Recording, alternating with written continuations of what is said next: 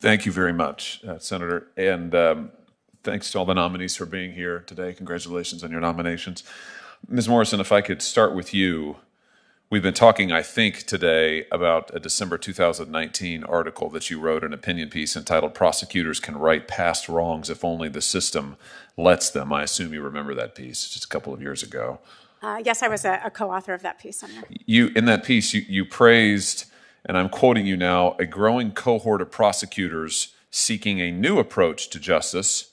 And then you go on to describe those prosecutors as seeking to, and I'm quoting you again, reform current tough-on-crime practices, and, still quoting you, restore trust in the criminal legal system as a whole. I want to talk to you about your view on tough-on-crime practices and why you're opposed to them.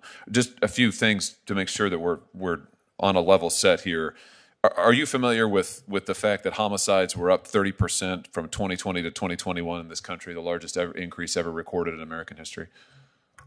Senator, I don't know that I can vouch for that precise statistic, but I am aware that there are some studies showing that homicides are up across the country. In 2020, St. Louis, in my home state, saw its highest murder rate in 50 years. Carjackings were up in D.C., to take another example, from 142 in 2019 to 426 last year. Carjackings quadrupled in Philadelphia since 2015. In Chicago, they're up from 303 in 2014 to 1,800 last year.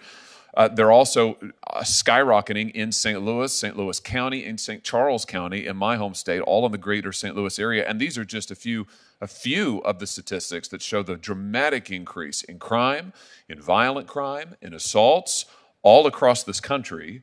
You praise in your piece, where you decry a tough-on-crime practice, you praise a prosecutor in my state in particular, St. Louis Circuit Attorney Kim Gardner. Do you remember praising her in this piece? Thank you, Senator Hawley.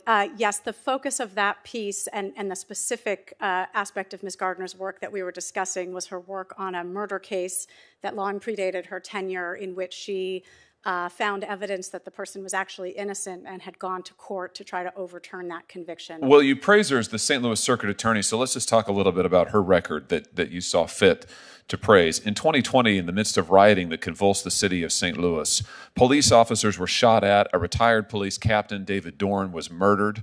Rioters threw rocks and gasoline and frozen water bottles at police officers. Firefighters were assaulted and blocked from responding to fires that looters set across the city. Businesses were burned, their windows shattered. Innocent civilians were assaulted. The police, over the course of 2 nights of rioting, arrested 36 separate individuals. They sent them to the prosecutor's office, the one that you praise, Kim Gardner, as a model. And do you know how many of those 36 that she prosecuted? I do not, Senator. No, the answer is 0. She released all 36. I've got the news articles right here. Circuit Attorney Kim Gardner says that, in fact, she confirmed 36 people arrested Sunday and Monday night for rioting and looting have all been released from custody. What Kim Gardner did instead is blame the police. She said that the police were the ones at fault. The police hadn't given her the evidence. The police hadn't provided what she was seeking. This is her quote: "We need essential evidence from the police." This despite the fact that the police confirmed they had brought these people who were arrested in the course of doing the things I just described: assaulting police officers, throwing rocks and gasoline and frozen water bottles, assaulting firefighters, burning businesses. And she didn't charge any. 36 people arrested, brought to her, evidence presented to her, and she releases them. Now, is that the kind of approach that you stand by and think is appropriate for prosecutors to take?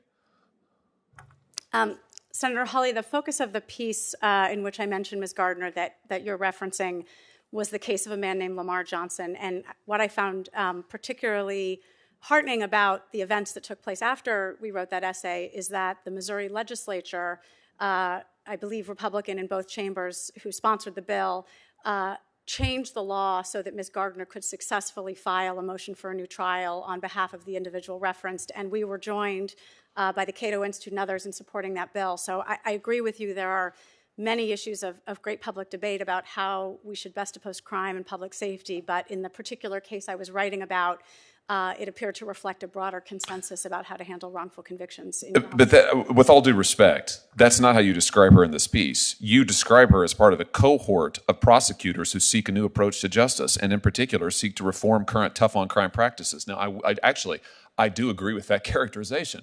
I think you accurately have described the behavior of prosecutors in my state. They have reformed tough-on-crime practices. In fact, I'd say they're pro-crime. They're pro-criminal practices, and we're seeing the result of those in my state. And unfortunately, the result is people who are the most vulnerable, people who can't afford private security, people who aren't connected and wealthy, they're the ones who suffer. They're the ones whose children aren't safe. They're the ones whose cars are smashed. They're the ones whose businesses get looted. They're the ones whose neighborhoods you can't go out and walk on the street. And they're suffering right now in my state and all across this country because prosecutors won't do their job.